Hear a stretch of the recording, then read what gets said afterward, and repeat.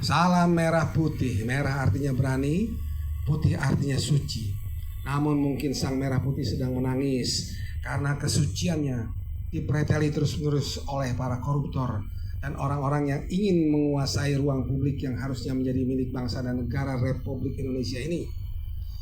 Kemudian, di manakah posisi kita? Apakah ada di posisi jalur merah putih membangun bangsa dan negara, atau jalur para koruptor dan orang-orang yang tidak benar tersebut? Hati nuranilah yang menjawabnya. Terkait kasus yang sedang viral pemagaran laut di Tangerang seluas plus minus 31,6 km dan melewati 16 desa, dan juga di situ ada 3.888 nelayan, maka saya akan menanggapi dari 3 aspek. Aspek pertama, legal atau tidak legal. Aspek kedua, aturan hukum mana yang terkait. Aspek ketiga, apakah Pak Prabowo sebagai presiden mengawasi lembaga terkait termasuk kepolisian untuk menuntaskan kasus ini? Baik, saya akan mencoba menerangkannya. Yang pertama, apakah ini aspek legal atau tidak legal? Otorita Banten mengatakan bahwa mereka belum mengeluarkan izin. Kemudian Kementerian Kelautan dan Perikanan mengatakan mereka belum mengeluarkan izin.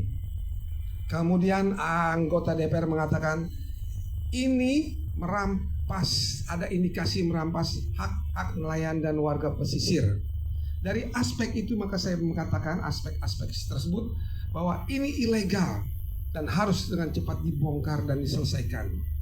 Ilegal, tidak benar. Dan kedua, aturan hukum mana yang terkait? Yang pertama jelas, Undang-Undang nomor 27 tahun 2007 nomor 17.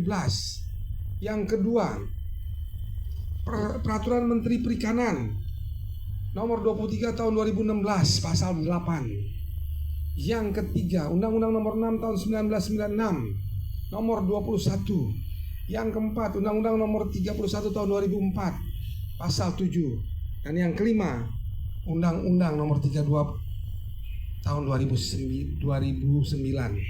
Jadi semua ini dikatakan jelas kalau mereka tidak mau ini bisa dikatakan ilegal dan mereka harus bertanggung jawab.